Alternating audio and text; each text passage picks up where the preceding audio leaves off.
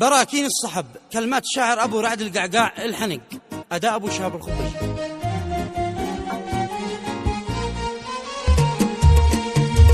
يقول أبو رعد إنني شامخ وعارف قيمتي، وكل واحد بالمواقف يتضح وش قيمته. العز ناموسي وخاليت الحمية ملتي، براسي في عهدي ومهد لي ما يغير ملته.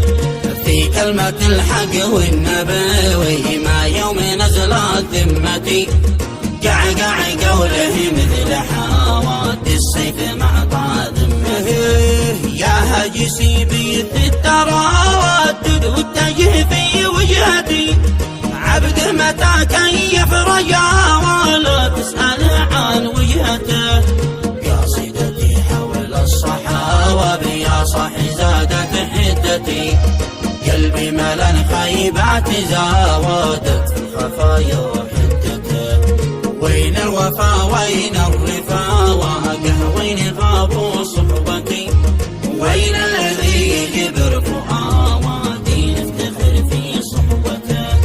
وين الذي يفهم معاوانا قبل اطلع كلمتي، وين الذي فعله يناواسب في سمانا كلمته. ابحث على جدمعي عوامل في مظاهر صورتي، في باطنه او ظاهره وما قد غير صورته.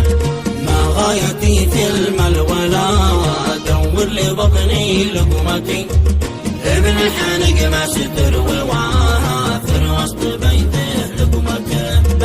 بس الصحب مؤسف وغير في الحقيقة نظرتي، شوفنا العجب كم شخص عاود دينه يغير نظرته.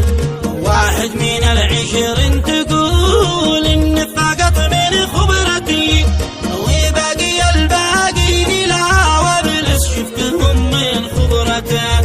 يا كم مواقف حاضرة وظهرت فيها نخوتي، وكم شنب حولي وصبح ما عرفنا نخوتي. معروف في مريش وتا وعرف في فعولي ديرتي، ومن جهل لا ابن صالح يتجه له ديرته. ضغطت زنادي في الكرامة في حياتي ميزتي، من هو بها عن طري وراجهني ويشرح ميزته.